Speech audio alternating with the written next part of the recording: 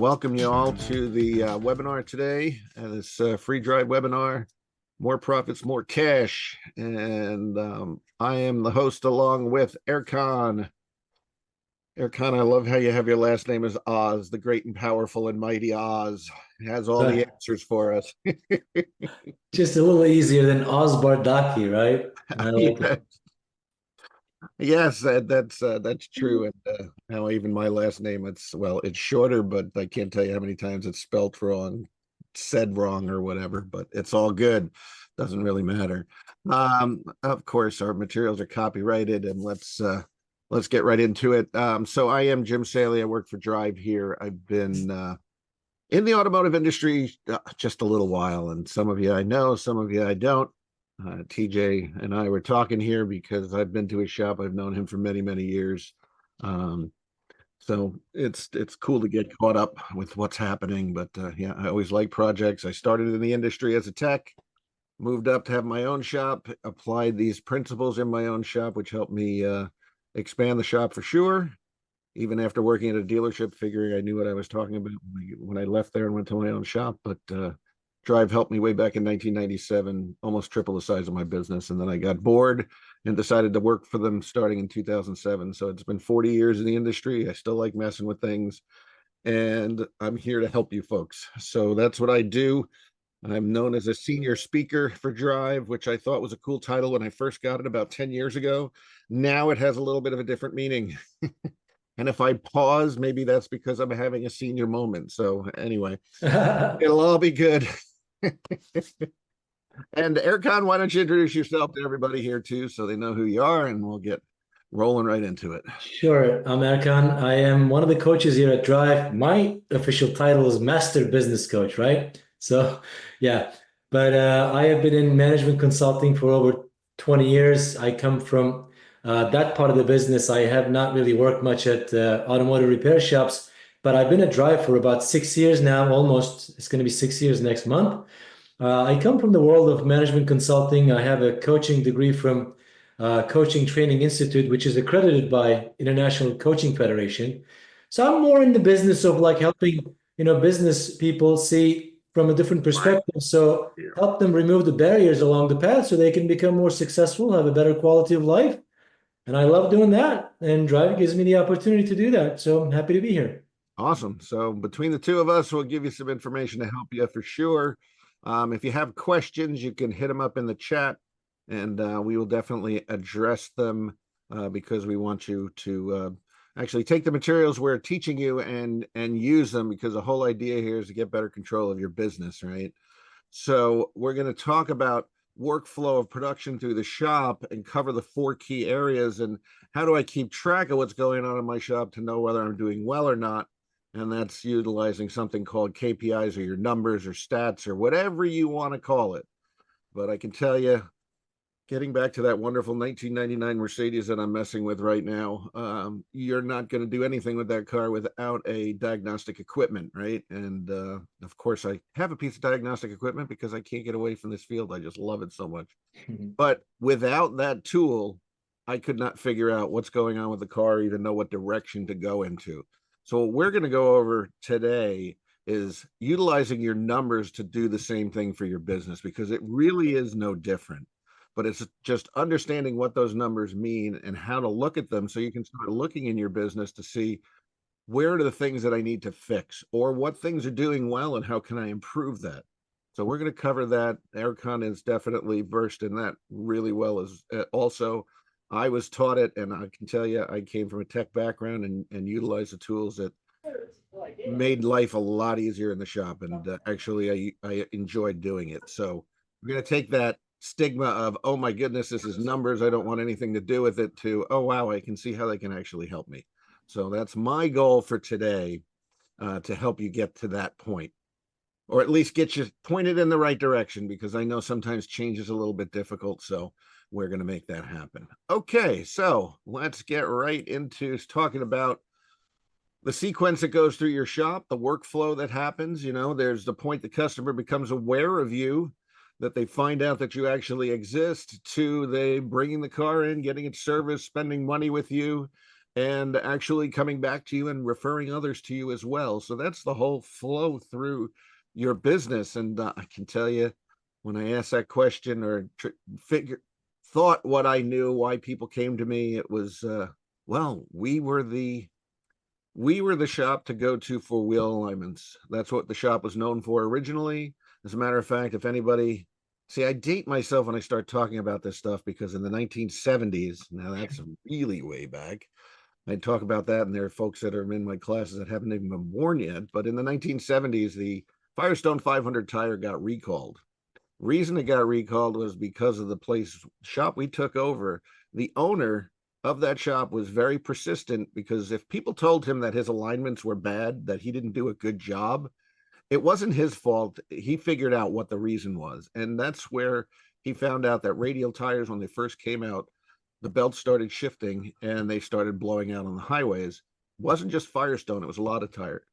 What he did, though, is he actually collected a whole bunch of tires, kept records of everything, documented everything, and sent that to the National Transportation Safety Board. And it's what started the Firestone 500 recall. It's very interesting. It's kind of like an aside story, but it's really similar to what you got to do when you're looking at flow of work through your shop or issues that you have. You got to diagnose what's going on. And he utilized figuring out what was wrong with the car, but also taking that information and giving it to a government agency, which actually did something with it, which is amazing in itself, right?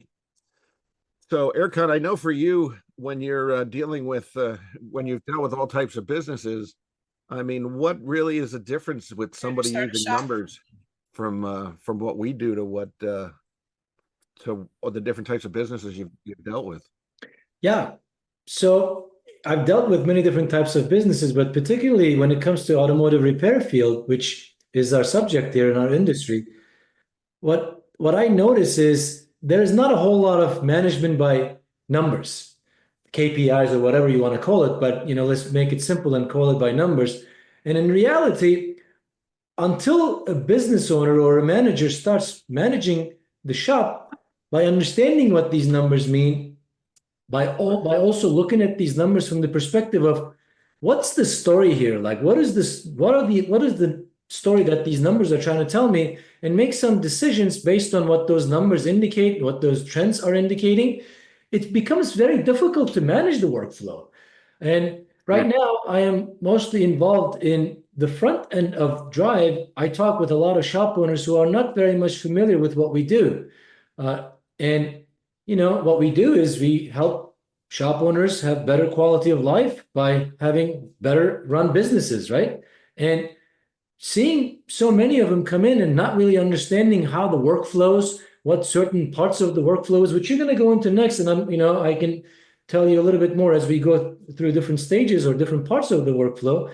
It's very, very critical that this part of the business is managed well. So, managing by numbers, managing by KPIs is very important. And, I see that it's not being done as much, and that's to the detriment of the shop owner or the manager, and it must be corrected. So for now, I'll keep it at that, but, you can get back to me anytime you want next. Not a problem. And as you were saying that, Erkan, I was thinking of the techs that like to shotgun diagnose things, like go on to Identifix and pull up the latest and greatest solutions for that problem, and not even figure out or diagnose or spend time figuring out the problem. And then unfortunately, just throwing parts at a vehicle. It's no different in handling your business. So let's get into the workflow and talk about the 4 basic areas that your shop you need to keep KPIs for. You could watch many areas, and you could watch a whole bunch. You could keep a track of a whole bunch of different numbers. You can have what I like to call, or what I was taught by one of the founders of Management Success or Drive a long time ago. It was analysis paralysis, where you have too many numbers and you just get overwhelmed, or you just start to analyze the wrong thing. It's kind of like, again, diagnosis. Somebody goes down the rabbit hole when they're thinking it's a difficult problem, and it's like, oh, wait a second, a mouse just chewed this ground wire, and there's my problem, and it solves 5 pages of codes on that Mercedes, actually. All right, so When we talk about the flow, the four areas that we're focusing on here, we have marketing, and we're going to get into what marketing does for you, because that is a very important thing. Whether you're doing marketing or not, people find out about you. That is marketing. So we're going to get into that and what to start tracking and looking for to improve on that, to make that better, to make it stronger, to get a better quality of customer in. Even if you're getting lots of vehicles in, do I have the right type of customers in? And marketing can actually help you fix that. So that's the first one. And then, of course, it's sales. We have to sell the work. We have to convince the customer to bring the vehicle in. That's all part of sales. And we're going to go over the numbers to keep track on that, because each one of these flow into the next. If we don't have marketing and nobody knows where we are, then, of course, we have nothing to sell. We have nothing to work on. We'll have projects to work on, but nothing that's going to make us money. And then, of course, the service aspect of it, which is where a lot of us came from, the background we came from. Good technician decides to open a business, or I know this from myself. I was doing side work. I was doing all other kinds of work. When I worked at the dealership, I would pick up a car, fix it up, and sell it. And so I was focused on the service aspect of things, and that was getting the vehicle fixed, which is important, because if you don't do that, you have nothing, no product to give a customer. But that's down the chain here, because you got to get the customer to even come to you first before you even worry about getting the car fixed. So that's the service aspect. But unfortunately, that's one of the areas where a lot of us are very well trained. We have lots of tools for it, and that's where our focus is. And if we don't have those other two at the beginning of this, we never get to the third one. I know it sounds simple and rudimentary, but realistically, when we look at the workflow, we really need to look at all pieces of this. And then the last aspect of it is profit, because I don't know about you, but I do need to make a profit so that everybody can make a living, pay the bills, and survive. I had a conversation with my son had a conversation at a party recently with relatives, and he's a computer programmer, and he said to his other cousins, he goes, I can't stand when people ask me about computer problems. I'm not at work. It's the last thing I want to think of. And and he goes, it just drives me nuts. And I turned to him and I said, yeah, that's kind of like people asking me car questions all the time. The reason I bring that up is I don't mind helping people, but helping people doesn't pay the bills to that respect. If I'm just doing that all the time, and unfortunately, a lot of us got into this as doing side work, and we were cheaper, and that's how we marketed, and that's how we got sales, and that's how we got work done, and we made some money. But once you start having overhead, you have a business there's a lot of expenses that go into it. And I'll tell you something, there's a lot of people have no understanding about that as well. But we also need to make sure that we are profitable, so the shop, everybody gets paid a decent wage for your hard work, and then the shop continues to grow and expand and service your customers, which is ideally what we want to continue to do. All right, so that's the workflow. So we're going to start right into it and go to marketing here. And what marketing does, very simply, it creates flow, but it creates interest in your business, in your shop. All marketing is doing is getting people to call or reach for your services or stop by. It is not what sells the work. It is that, as a matter of fact, we want to just get in as many people as we can and sort them out once they're there. So what is it that attracts people that come to us? So marketing is something that's extremely important to have in place.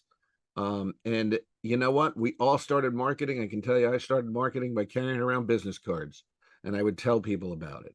Our shop had a heck of a reputation because I said with that alignment thing, there were cameras, TV crews and stuff in the 70s that were there interviewing the owner all the time about this whole tire recall thing, right? The shop had an unbelievable reputation. Now, I lived 30 miles away from the shop, 30 miles north of the shop. Shop was in New Jersey. I live in New York, upstate New York. That's a picture behind me, because whenever I say New York, everyone thinks of the city. Anyway, the thing that I found interesting was I had gone to a local repair shop here to get a state inspection, because I'm in New York. I get them every year, right? And some of you have those that you have to do that in your state. But my point in bringing that up is I was at that shop, was talking to the owner, and told him the shop that I had, and he goes, man, that is the only shop that knows how to do a good alignment. The shop's 30 miles away, and we had that reputation that far out. Now, that's word of mouth. That's one form of marketing, but what other things do we do, or how do we find out how people actually find out about us so we can strengthen that? And I did say earlier what type of customers we bring in. And Erkan, you've probably seen this as well. Shops that don't necessarily bring in the right type of customers or do the right type of marketing. Absolutely. As a matter of fact, I just had a very, this experience yesterday with a shop owner. Mm-hmm. We were talking about him being in an area where it's, from his perception, it was difficult to please the customers. I mean, his words were there was a rough demographic, but at the same time, that's not necessarily the only, option that you have. Even if your area is rough, you still have options. And in fact, to be blunt, what I recommended to him was that sometimes it's okay to divorce some customers, right? Because they're not really bringing in the right type of client for you, and then go after certain type of clientele that might be more suitable to your business, more importantly to your culture, like who you want to be as a shop owner, who you want to be as a business, and to attract that. You can sort of like have different marketing strategies. You can start that flow there, and then if the flow goes really according to this, culture that you want to implement and the style that you want to go into in terms of business, it makes it a little easier and more fun to deal with. By no means it's easy, but marketing is an incredible tool at the beginning of the pipeline that will at least qualify some of that for you. So yeah, Absolutely. definitely. Absolutely. And Erkan, as you're saying that, reminds me of, I was at a top 20 meeting 2 weekends ago, and one of the gentlemen there has 4 shops now. He's had one shop for years, started out as a tech, wanted multiple locations, has actually been working with us, and we've been helping him with that. But the interesting thing that he said is he got a shop or bought a shop in Walnut Creek, California. If anybody knows California, that's a very affluent community. Problem was the shop he bought had a lower type of customer. None of the customers that are affluent are even coming to his shop. So here he is trying his marketing that's working in his other markets and makes him busy, but yet he wasn't seeing those types of customers show up to his shop. So the thing was, he was marketing to his customers and to people around the area, but unfortunately, he was in the wrong area. So he's changing that because he knows his KPIs. So let's get into the KPIs to look at when we talk about marketing, because like I said, it's to motivate people to call, it's motivate people to stop by. You got to create awareness of the shop that you're even there. I was talking to one shop. It was 2 gentlemen. They started a shop. They said, "Oh, we got a great reputation. Everybody knows us in town, but we don't have enough vehicles in the shop. We just need more cars. We need more cars." Right. And after talking to him for a little while and finding out about his shop and such, I said, "Well, how would I find you? Where are you located?" And he said, "Well, you just drive down the road and there's a mailbox there, and you go up the road behind the farmhouse, and we're behind the farmhouse." I'm like, "By chance, do you have a sign on the road?" He goes, "No, because everybody knows where we are." I'm like, "Oh my goodness." But that's an assumption, right? You make these assumptions, and unfortunately, we all know what happens when we assume, so we don't want to do this. So we're creating the awareness. It creates a demand for your service when you're doing marketing that people will actually show up. I mean, it's funny. I watch these shows. History Channel has them on the, food that built America, the men that built America, all these different things. And you talk about these companies that created a demand for a product that then made that business successful. So that really, it's making a demand for creating that demand for your service. And it consists of many different things when we talk about marketing. Talking to people, just talking to people, talking to your customers talking to others and telling them about you. The internet, of course, is famous for that now, and Google has actually taken that over to a degree as far as they're your referral program, aren't they? People look at Google. I know my kids, when they go to apply for a job, they do research on a company. They do research on everything or look it up online before they go use a business. And it's a very interesting thing to see, having a website, a great website, because a website is running 24/7, even when you're not there. So people can find out about you, find out what you're about, your culture and all that. Um, and Erkan, you've probably seen some websites that probably weren't necessarily represent what that business was about. Well, yeah, that actually, I came to the conclusion that if I see a website at least it's good. I see many that don't even have one. Right. And so as we're in the subject of marketing, and as I talk with a lot of shop owners, what I find is that many shop owners have big issues getting work out. It's not so much getting more work in presently. That's the trend I see more than anything else. But having this right website or making sure that your marketing efforts are beneficial for the shop is not only, like you say, for getting new customers. It's more about representing yourself the way you are in the marketplace. These days, if you don't have a website or if you don't have a one that's representative of you, you're missing a huge portion of the market as potential new customers, but also prospective new team members. That's I right. mean, how many of you have thought or can continue to hear, "Oh, it's so hard to get a good tech." Yeah, but what are you doing to get the good tech? So this is part of that as well. Are your marketing efforts representative of who you are? Are you attracting? So you got to ask those questions. Yeah, and it's interesting you say that because I can't tell you all these classes that I do on the road for O'Reilly. We do these 3 hour classes. They have we do management training for them, and I get that all the time. I can't find good help. I can't find good help, and a website is a representation of you, and you should have a careers tab on your website so people can find out about you. A little video about why it's cool to work at your shop from some of your employees. A lot.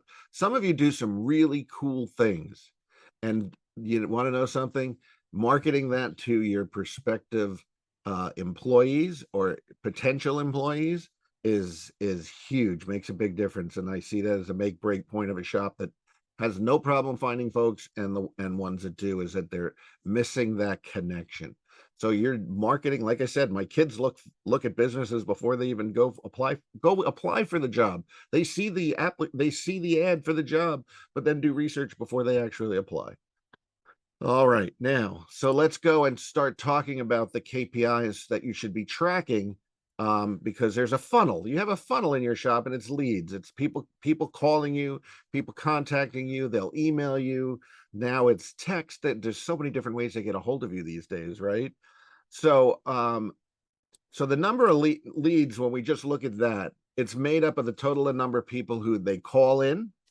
They actually call you on the phone, or they walk in, or they'll originate something online with questions or appointments. Some of you are tied into some of these websites where you answer questions and all of that online. Of course, we know the best way to do that is to bring them to the shop, but at least it's a way to get them in the shop. It's a lead. And I give you an example. There was a shop that I had gone to. He'd have people. He had a Facebook page for the shop, and he'd get questions.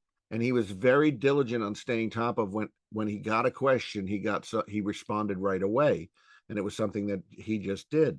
Well, he had gotten a customer that came in. A woman came into the shop that lived 20 miles away, in San Diego area, and it's very interesting because when we talk about San Diego, driving 20 miles to go to a shop is a chore. That's not easy by any means. That could be an hour plus to get to that shop. Miles out there don't mean the same thing.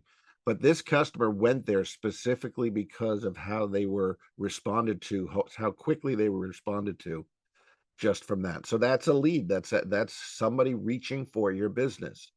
So it's just showing you the total number of people who showed interest in your shop. And that's a product of marketing, interested people, right? So to keep this KPI, it could be a little tricky, but I like the KISS method of doing things. You could just have a little pad of paper next to your phone, write leads next to it. Somebody calls you on the phone, you just put a little hash mark down. Just a little line, 4 lines, and then one across, it's 5, right? That's the old school way of doing it, but it works. And at least it's a way to track it.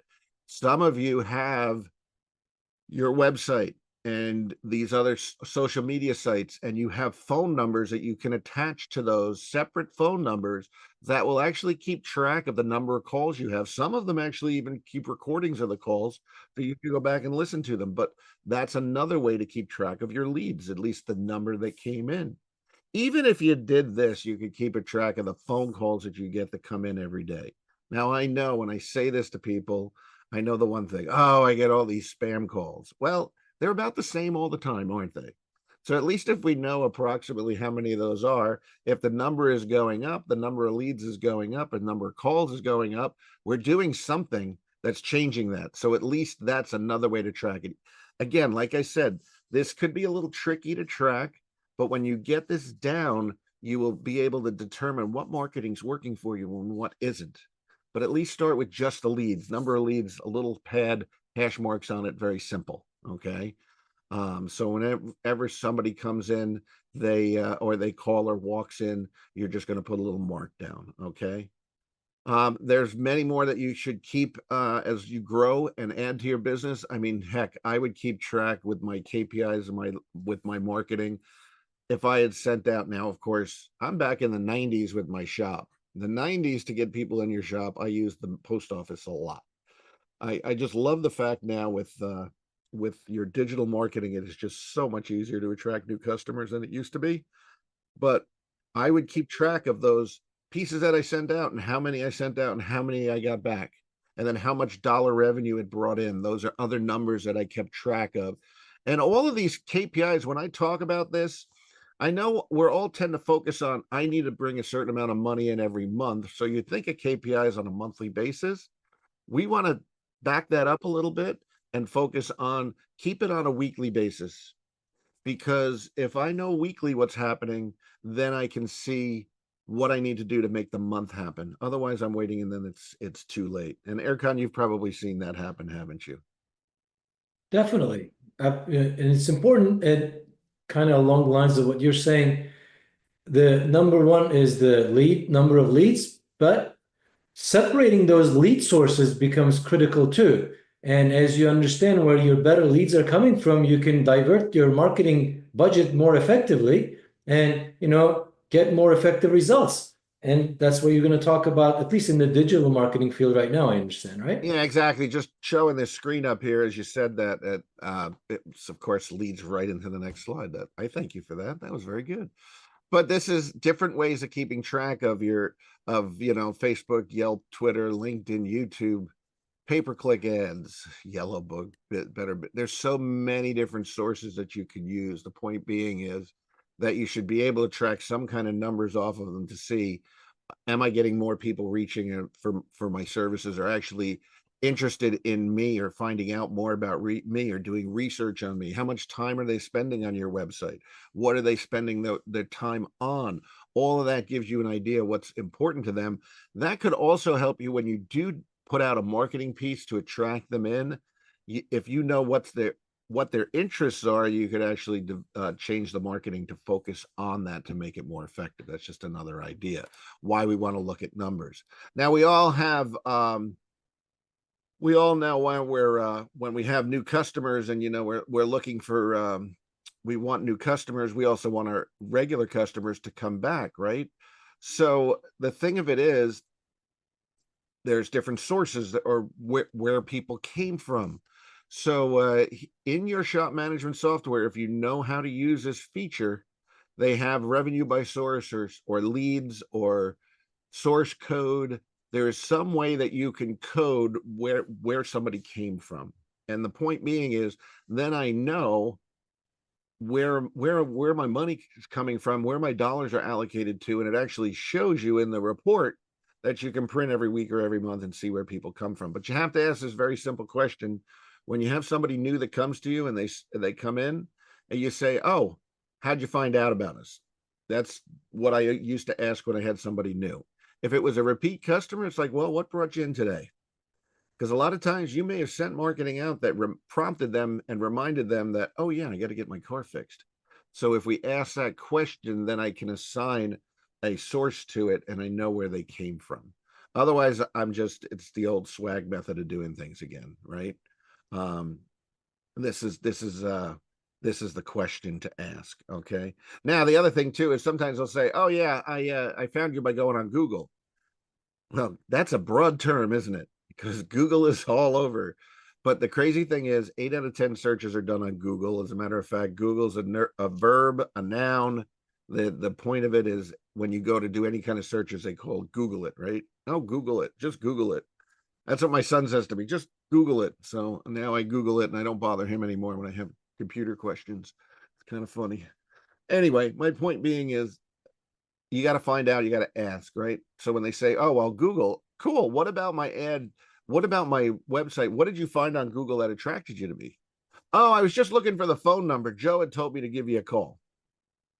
Well, see, now I know that Joe is really the what brought this customer in. They just went to Google to look up my phone number, right? So again, these are the questions you ask these questions, then you can assign the right source to them and the referral source, and then you know where they came from.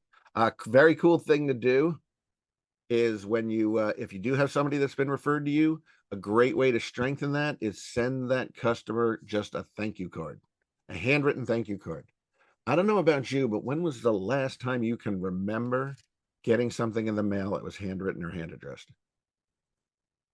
I do know for myself when that is, and that was my birthday, because my mother sends me a birthday card every year through the mail. Even though she lives 2 miles down the road and I'm there all the time, she will put that thing in the mail. But that's probably about the only thing I get that's handwritten anymore. So people open those things too. So that's something you can do. All right. So just out of curiosity here, you can throw in the chat, how do customers find out about you? Do you know how to track your sources?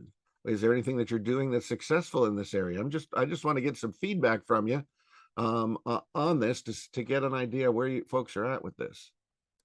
Now, if you don't know, that's fine too, and it's an area you can work on. But the point being is, I'm just curious to see if there's anybody here that wants to shout out how customers word of mouth.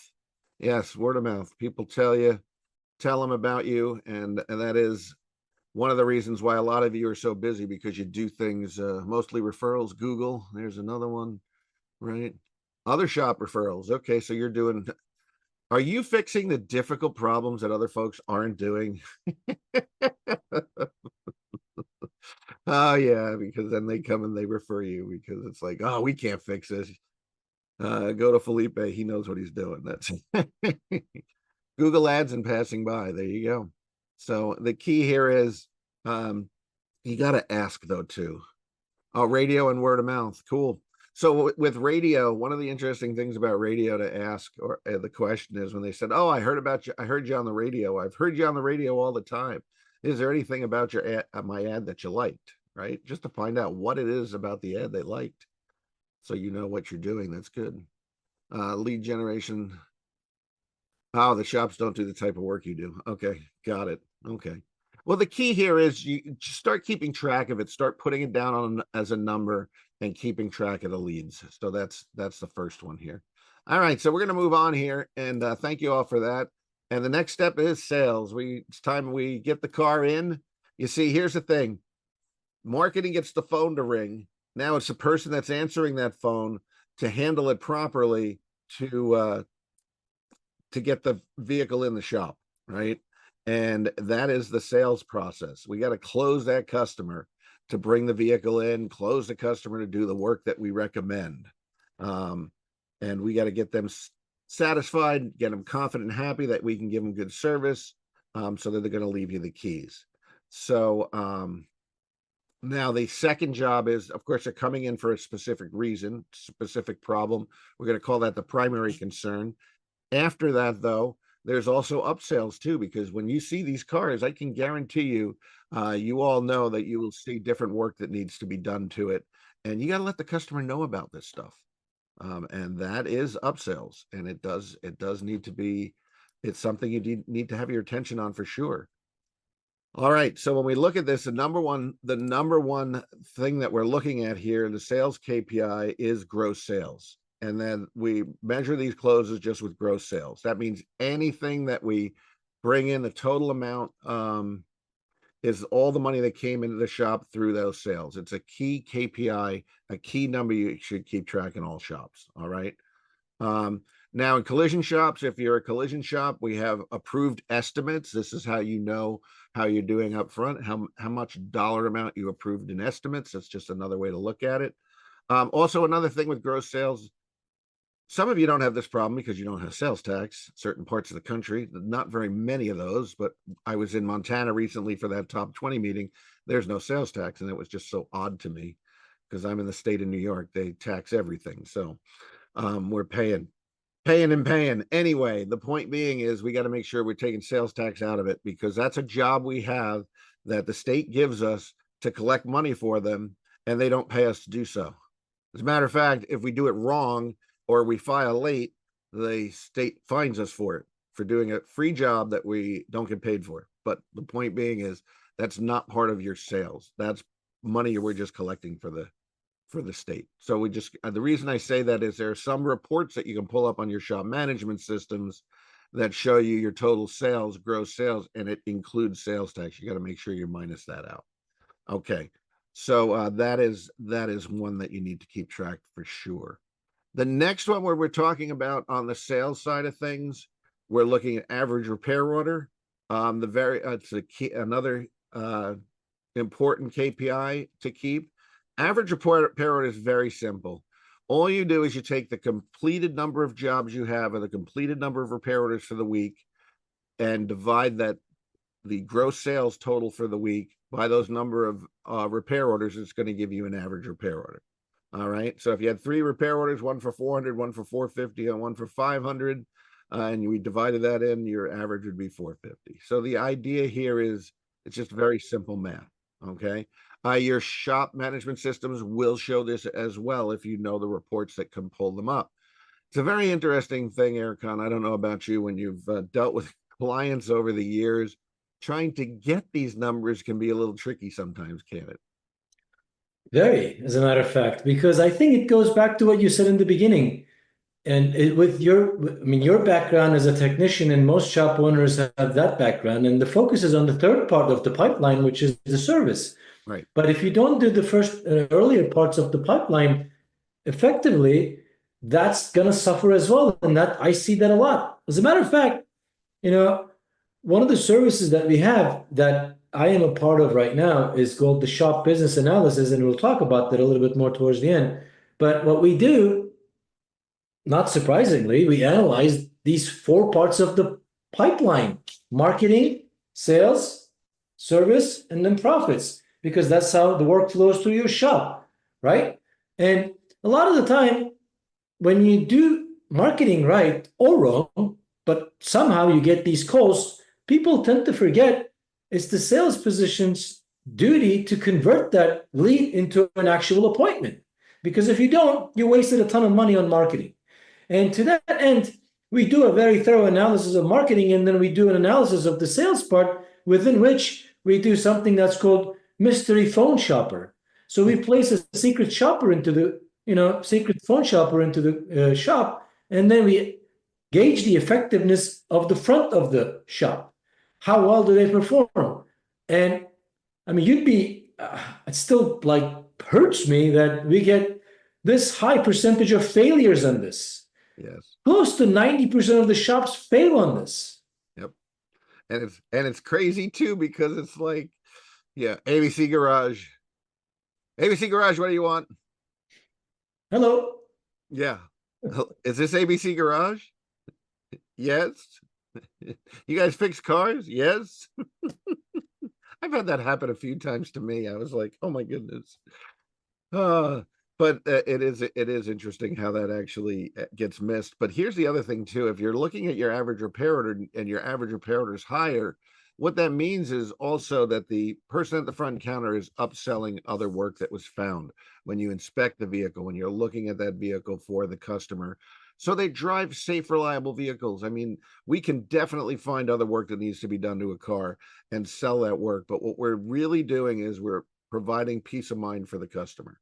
I have a sister-in-law that when she gets about 60,000 miles on her car, she freaks out and she goes buys a new one because she's afraid that she's going to run into a problem.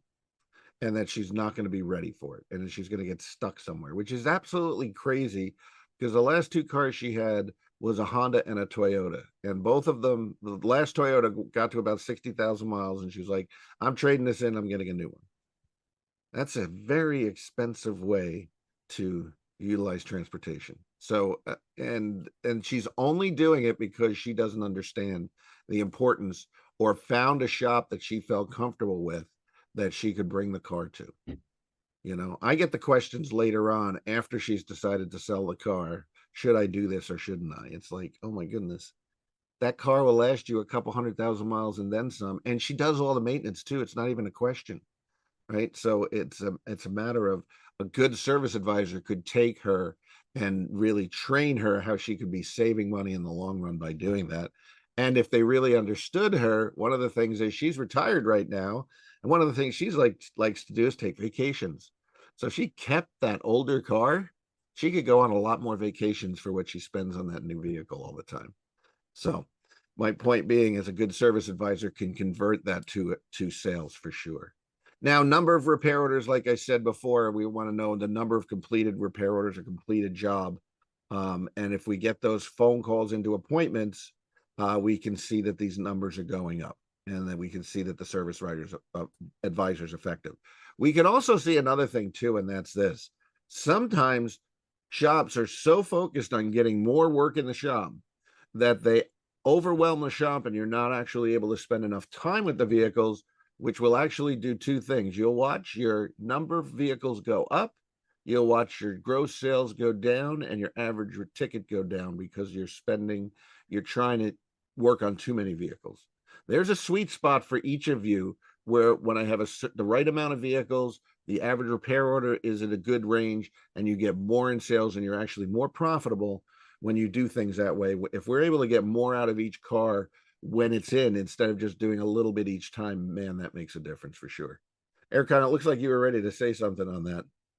No, but to the earlier point that you made, it's hard to get these numbers from clients, but it's a matter of training, understanding the bigger picture. And part of our services also include the KPI management, and we provide tools to make it easy. Uh, Sometimes we make it too easy that we can integrate these numbers into the system so you can track these. But what I recommend with my clients, and what I've done is, at least for the early part of the program, I specifically ask for like manual entry, because that way, they'll see what those numbers are instead of just numbers being, transported from one place to the other portal. No, you got to look and understand where those are and manually enter them early on until you get the sense of where your business really is. Yep. Because again, I like to work in loops, right? You open that loop, which was brilliant. Like, the technician mindset is to do the service, but the business owner mindset is to actually manage the business to become, effective and profitable and helpful. So to that end, it is important that you can look at things from different perspectives, and manual entry, understanding the KPIs is critical. So that's what I do with my clients. Like, early on, okay, let's get these done. And what are these? How do you get them? Otherwise, if it comes easily, it's going to go easily. Absolutely. And as you said that, it reminds me of the technician that's like, well, I got this out of the scan tool, what should I do with it? It's when you understand what it means, you can actually diagnose the business. That's the key, and that's the direction we want to get you in here. Now, on collision side of things, it's a little bit different, because we're looking at estimates written, because we write estimates, they don't necessarily get approved. Estimates approved, and average estimate value, that gives us an idea of how the person's doing on the front counter, whether they're actually closing people to bring the vehicle in. And of course, estimates written are just a total number that you write for the week. Estimates approved are just the percentage of estimates that you got approved. You wrote 10 estimates up, 7 of them got approved. There's your KPI, and then you can put it in a percentage. That would be 70%, right? It's monitors capture rate. And then to get the KPI, you just simply do that. You take the number that you wrote divided by the number that you have, and that'll give you the percentage. Okay. And average estimate value, no different than the average repair order in a repair shop. All right. So now we are going to get into the service department KPIs. the one that you know so well, because you know when you're doing work how much time it takes to do these things. Techs get the work done, so we got to measure how well that's happening, and that's very simply done with build hours, right? We all have certain amount of hours get paid to a certain job. That's their labor guides that tell you that. Realize it is a labor guide, not the labor law. Except if you're a collision shop, that's a little different because the guides are that's what you need to go by. But the point being is, I know when we look at these labor guides, we look at some of these times, and I just came up with this. Oh, friend of mine, another different shop in Montana. He's took a step back and he's working in the shop to help get rid of a backlog of things. So he was doing an alternator on a Cadillac, pays 3.5 hours. He hasn't worked in the shop probably for about, oh my goodness, almost 10 years, I think. So he rolled his toolbox back to the shop and he's back in there. He gets his elbows deep into this thing. He had the alternator out in 40 minutes. And the tech said to him, "How in the world did you do that?" But that shows you the efficiency of the technician, don't you? You get, if he's doing that and billing a certain amount of hours, we know how productive they are.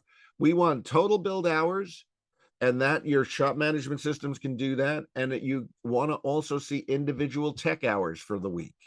And again, each week is how we want to do this. Now, I do know, like a big truck shop as an example, there are some jobs that hold over. So sometimes you might want to run that a couple of weeks to see what the hours are.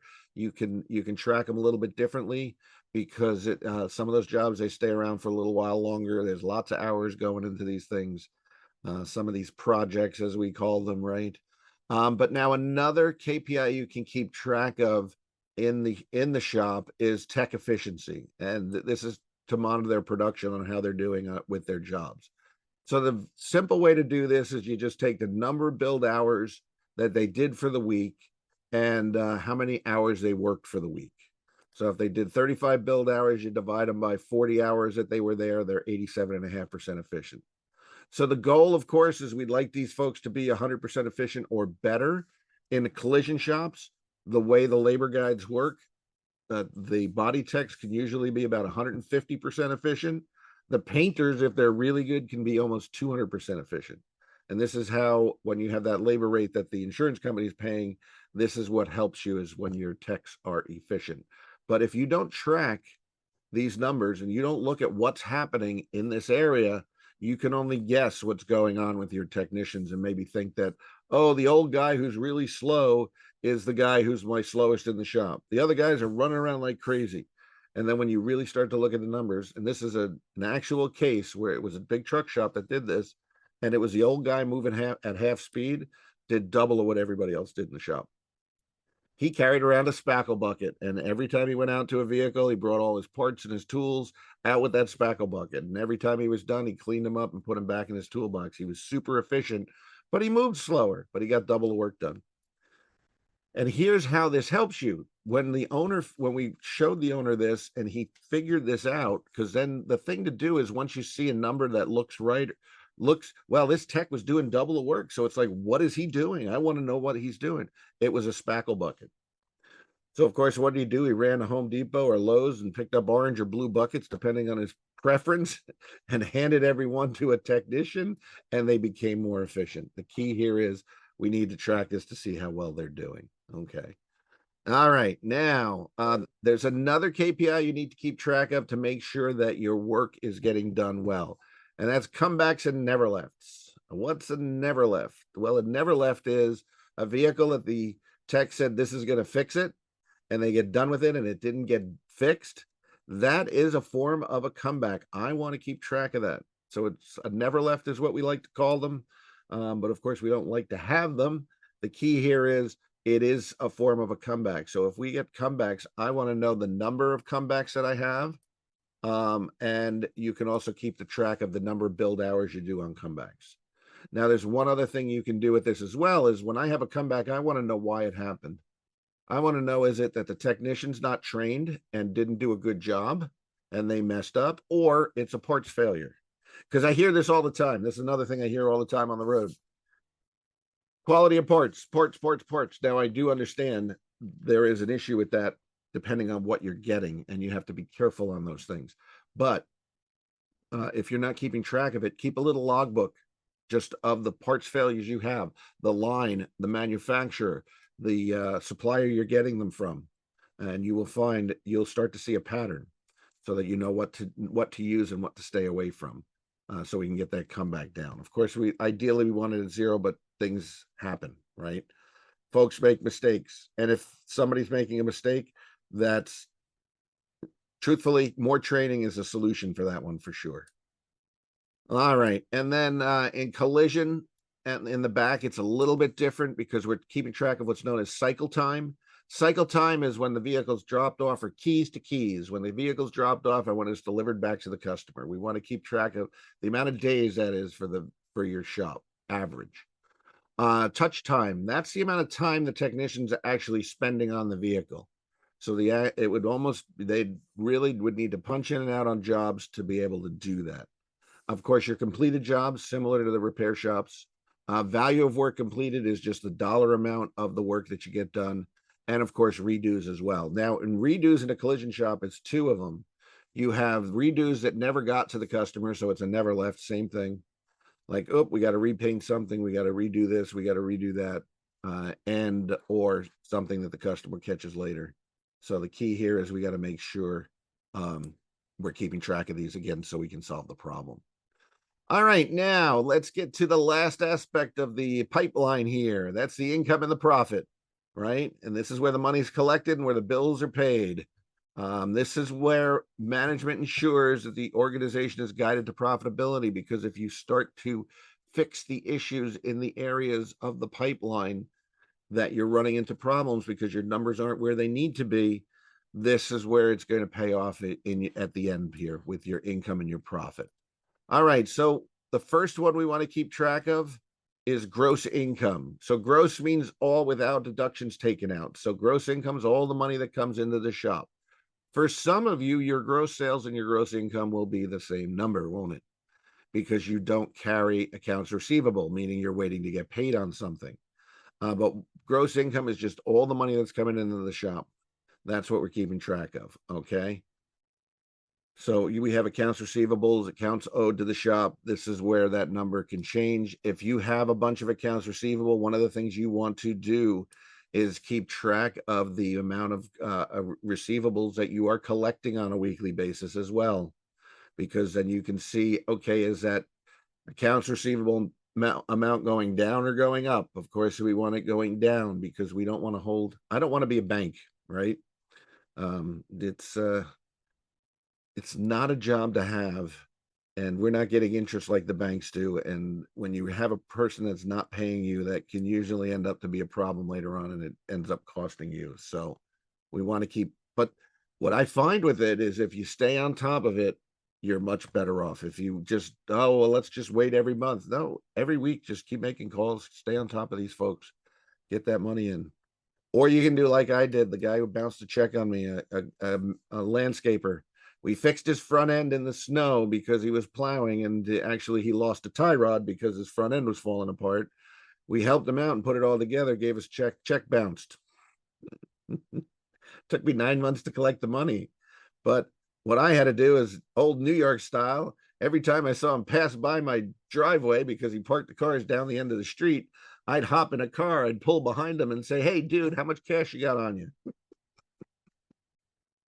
But I didn't do it nasty. I wasn't like holding a gun to him. But the point was, I just stayed on top of them. You know, you need to stay on top of people, make them accountable, and you get these things collected.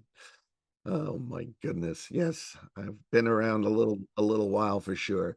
Now, of course, when we're looking at profit too, we need to keep track of a couple of other things. Direct costs is very simple. Direct costs are what you pay for the parts on that job and what you had to pay the technician to get it done.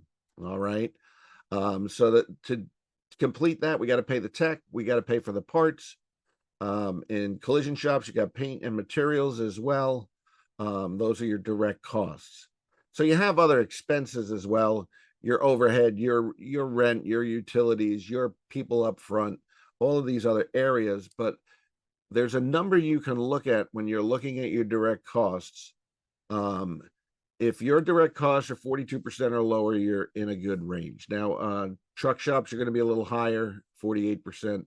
Collision, similar.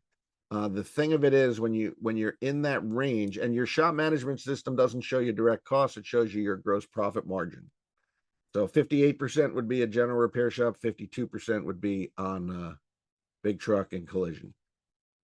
Caution on this, I know you can't get it on in every job, but average out a little bit here, a little bit there makes a difference. How can we get better at this? Well, raise your labor rate, charge a couple extra tenths. Very simple little things you will find will start to make this up. And this is what will make a difference between not having any money at the end of the month and having money. And again, Erkan, I know you see this all the time when you're dealing with shop owners as well, don't you? That they don't have enough at the end of the month. You're muted right there, Erkan. Yes, I do, and that's the point where like the reality starts to sink in. Like, what have we been doing here? Like, what do we need to change? Because it's very clear numbers don't lie, and unfortunately, in many cases, the direct costs are so high that there is not enough profit left for the business. And unfortunately, many shop owners think that just because they get paid for the work that they do, and ideally it's actually representative of the talent that they bring in, that they would really pay that themselves. But most shop owners tend to think that just because they own the business, they don't need to get paid that much. So, once they see that there's so many being, spent on these direct costs and there's not left much at the end of the day, that's not a good place to be, but at least there's help on the way. Yes, and it's interesting because that brought me back to when we first took over the shop, and I had a friend of mine that came to me and said, "Man, you got your own business, you got it made." And at the time, we were doing about $25,000 a month. It was two of us in the shop, and this was back in the early '90s. And I said, "Yeah, I take in $25,000 every month. I pay all my bills, I pay everybody else, and there's nothing left for me. Boy, do I have it made." I was not happy. And here's the thing: he had come in with his Dodge Caravan with rear AC, and the AC wasn't working, and he needed evaporator cores, which are not. It's an expensive job, lots of labor to replace in that vehicle. And that's where that came from. And after that, I didn't work on his vehicles anymore because I'm like, I ain't working for free, you know. Go. I'll tell my wife, hey, I'm not coming home because I'm working, Dieter, I'm working on your car. All right. That's not a sore subject for me at all. 30 years later. Oh my goodness. Now, gross profit is gross sales, and subtracting the direct costs. Okay. And we'll get gross profit. And that's what we're looking at here. Gross profit's what's left over after you deduct the costs. It gives you an idea what's left to run the rest of the shop, to pay all your bills and to pay everybody else. It tells you how you're doing and making money off the jobs. All right. So just a little quick exercise here. Let's say that the shop gets in $10,000 in gross sales for the week. Labor and parts costs were $6,000. This means the gross profit was $4,000. All right. Now, if our gross sales are $50,000 and then our direct costs are $20,000, that leaves us with $30,000, right? Very simple. That's the gross profit. So as you can see, depending on how you're doing this, you have two numbers. You have the gross profit dollars, and then we also have a gross profit percentage. And we can figure that's the last KPI in the income and profit area. And this measures your gross profit as a percentage of the gross sales. So the example here, 100% is, of course, the total money you brought in. 55% is your profit, and 45% is your direct costs. And like I said before, that number there is what we're shooting for. 52 in my big truck shops, 58% in a general repair shop, and the collision shops are like the truck shops. And if you're in that range, you're in a good range. Now, if you happen, as you're on here, going to grab one of your reports and you see you're way off on this, don't freak out, because here's the thing: you've already been down that road. This is what's been happening. All this does is help you know that I got to change something. There's something that's not right and it needs to be changed. There needs to be some adjustments made. And that's really the key. That's the idea of looking at these numbers. So it helps you with that. Now, the last number I want to tell you about, and this is what's called owner's break even. We like to use acronyms. We use shortenings on a lot of different things. We do it in this industry as well, but owner's break even. So all owner's break even is very simply what you could do is you all have a good idea of how much it costs every month to run your business, to pay all your bills. But the person you leave out is yourself. So if you just took the total number of, grab your checkbook, add up a month's worth of what you wrote out of that checkbook, just grab a bank statement. It'll show you on that bank statement how much money you wrote out of that business. Just take that. Simple way to do it is multiply it by 1.25, and then that would leave you with a 20% surplus for you as the owner. Because when you're doing this right, you should have money you're getting paid for the position you're in the shop, and you should be getting money as the owner. And this, again, is something that I see that's not fully understood. And one of the reasons why you run into a shortfall, because you don't have a cushion. What do you do now when, well, heck, Asheville, North Carolina, and the hurricane came through Florida, and you got to be shut down for a couple of weeks because you have no electricity? Not because you got flooded out. I don't have electricity, so I can't even work. Or nobody's doing anything because of all the craziness that's happened. Can you survive that time period? And this is why we want to have that cushion so that you're around for the future. And businesses that do this survive. Businesses that don't, they eventually go out of business. And it frustrates me when I see that, because I'll go around to see shops that I haven't seen in a while, and I'll go to visit somebody and all of a sudden find out they're out of business. And unfortunately, it's because they didn't fully understand this owner break even and making sure that there was a surplus there for the future. All right. So I know I've run across a lot with you in a short period of time. And but what I want you to do when at the end of this thing is you want to start to figure out where you get your KPIs from. Figure out where you can get these numbers from. Most of your shop management systems can give you these numbers. Some of them are just doing calculations, but a lot of these have the reports. When I had my shop management system, the way I figured out how to pull these reports was very simple. I just went into the report section and started opening up a bunch of reports and found the ones that showed me the information I needed. And that was a simple way. That was my way of figuring out computers, is I would look at it, just open up screens and see what happened. All right. You want to start tracking those KPIs weekly and own your success for sure. All right. Now, there's going to be a survey that's sent to you to fill out, just so you can let us know how you like the class. And if I gave you information, Erkan did as well. But there's one last thing that I want to tell you about, because I know I've run across a few things here, and each of your situations are different. So we have a service called the Shop Business Analysis. Erkan is actually over that area. So I'm going to let him explain what it is and how it could actually help you. So Erkan, why don't you give him an idea what Right. actually help him out? Actually, what this service is where we analyze your business, and we do it exactly the way we sort of covered here.